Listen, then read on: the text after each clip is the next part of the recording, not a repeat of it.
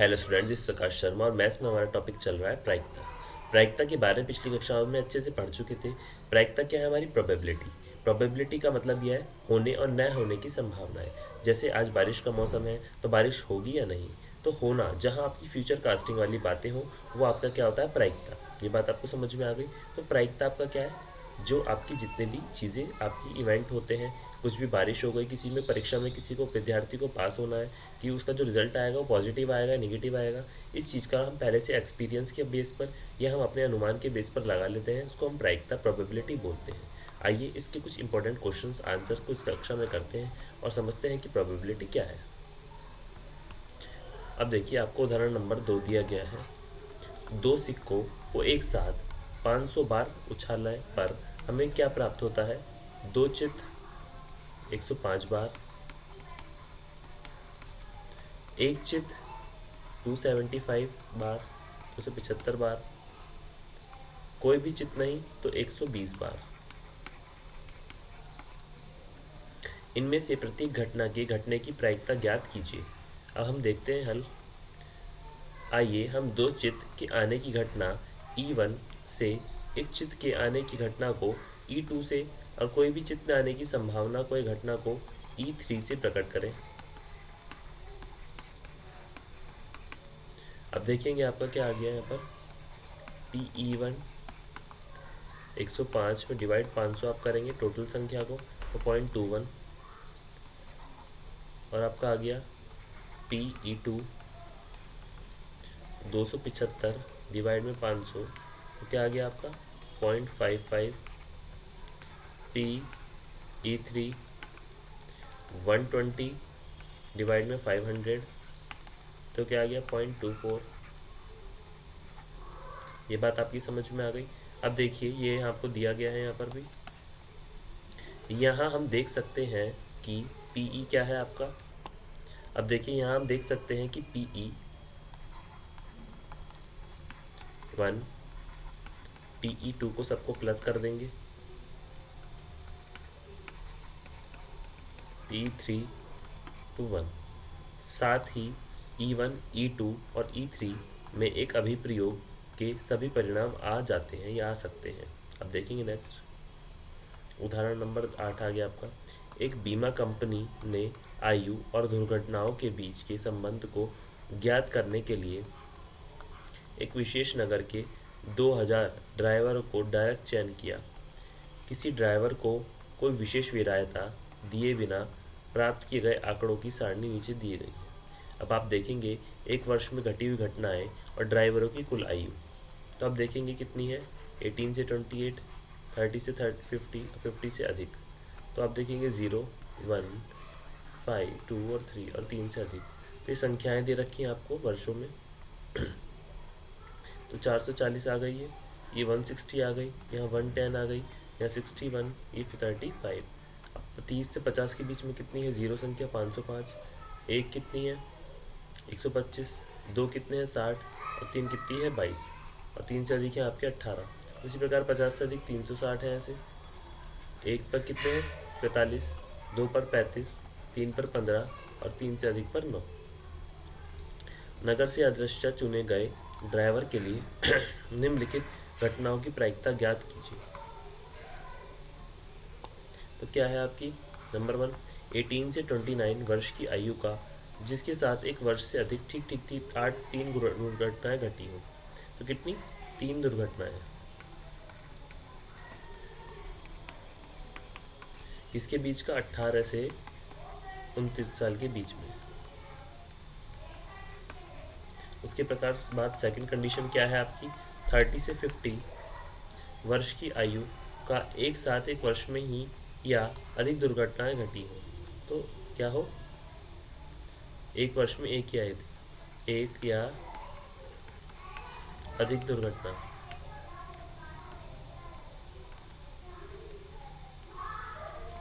एक या अधिक दुर्घटना। ये बात आपकी क्लियर हो गई? अब देखिए आप यहाँ पर, तो क्या आ गया आपका यहाँ पर? जिसके साथ एक वर्ष में कोई दुर्घटना नहीं घटी, जिसके साथ एक वर्ष में कोई दुर्घटना घटी, थर्ड नंबर पर वो निकालना है। तो जिसके साथ एक वर्ष में कोई दुर्घटना नहीं घटी, नहीं घटी। अब नेक्स्ट देखिए। अब देखिए सबसे पहले हल देखेंगे। ड्राइवरों की कुल संख्या कितनी है? 2000।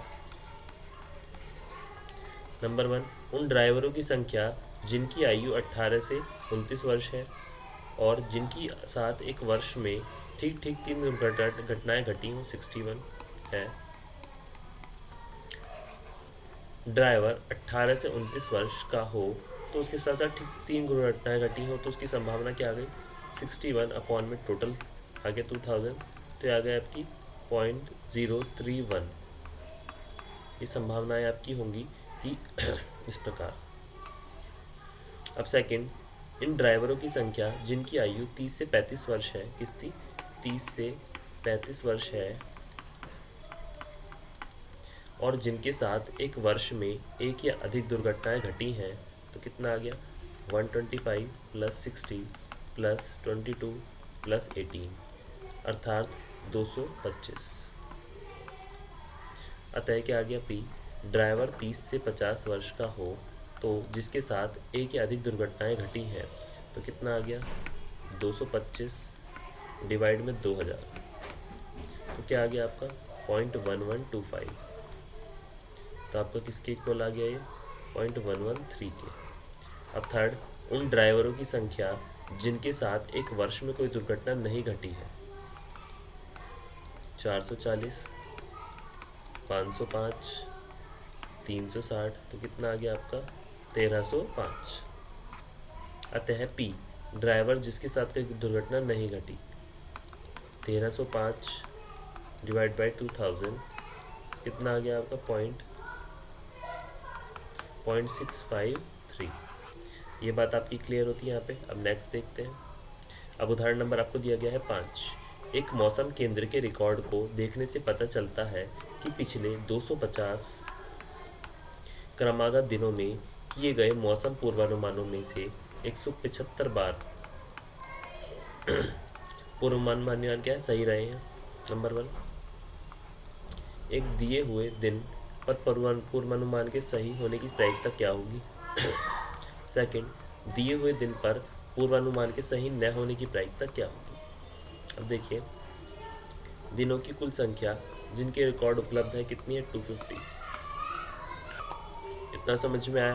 अब नंबर 1 देखिए।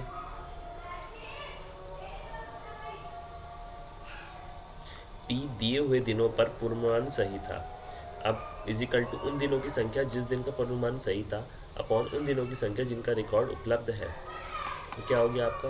175 तो आ गया आपका उन दिनों की संख्या जिस दिन का पूर्वानुमान सही था, और 250 क्या आ गया आपका? उन दिनों की संख्या जिनका रिकॉर्ड उपलब्ध है। सेकंड क्या आ गया? उन दिनों की संख्या जिस दिन का पूर्वानुमान सही नहीं था। 250 माइनस 175 कितनी आ गई आपकी? 75। अतः पी दिए हुए दिन पर पूर्वानुमान सही नहीं था, तो कितना आ गया आपका? 75 अपॉन में आ गया 250, तो आपका आ गया 0.3। अब ध्यान दीजिए कि पी दिए हुए दिन का पूर्वानुमान सही था प्लस दिए हुए दिन का पूर्वानुमान सही नहीं था। ये बात आपकी क्लियर हो गई? अब नेक्स्ट देखते हैं। क्वेश्चन नंबर आपको दिया गया है 6। अध्याय 14 की सारणी कितनी आ गई? 14.7 लीजिए।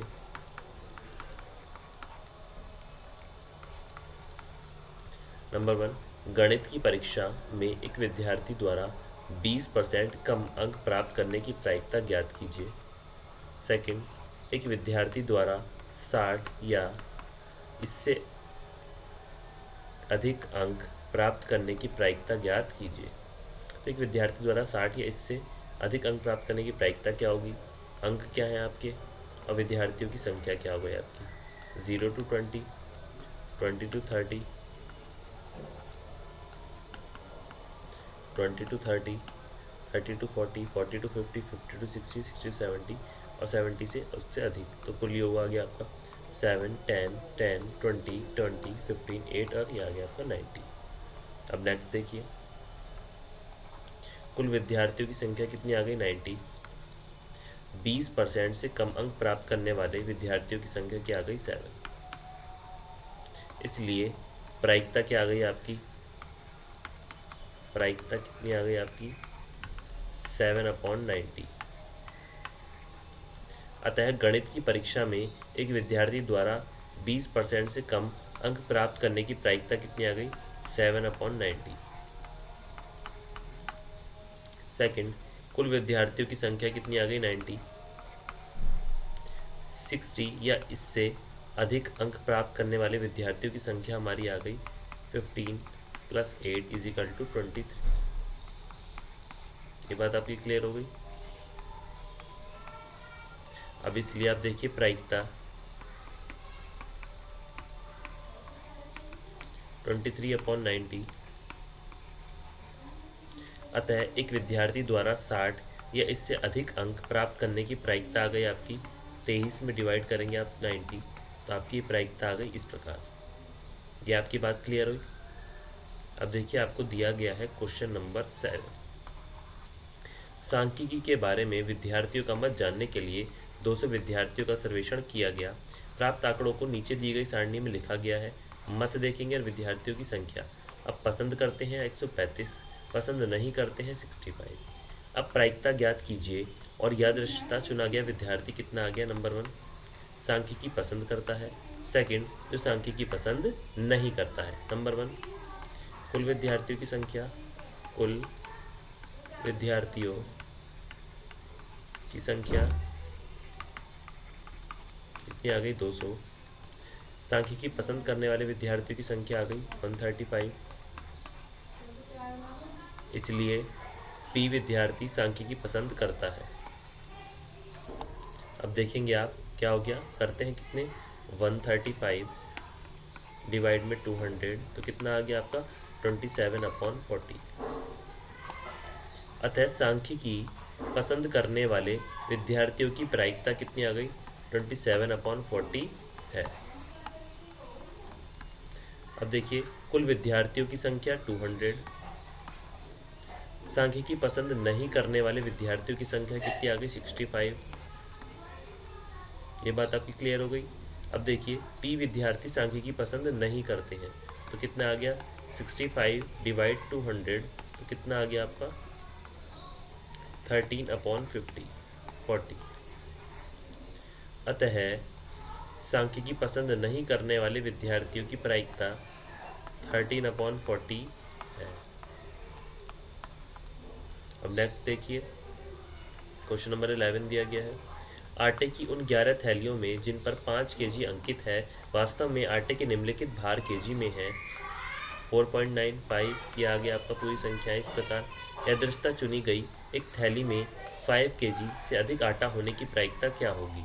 अब प्रेक्षणों को आरोही क्रम में व्यवस्थित करने पर 4.97, 4.98, 5, 5, 5.3 ये आपका आ गया। थैलियों की संख्या क्या आ गई 11। एक थैली में 5 kg से अधिक आटा, थैलियों में की संख्या क्या आ गई 7। इसलिए पी क्या आ गई, एक थैली में 5 kg से अधिक आटा क्या आ गया 7/14। अतः एक थैली में 5 kg से अधिक आटा आने की प्रायिकता क्या आ गई 7/11। ये बात आपकी क्लियर हो गई। तो आप किस प्रकार ज्ञात करते हैं प्रायिकता को, आपका होने की संभावना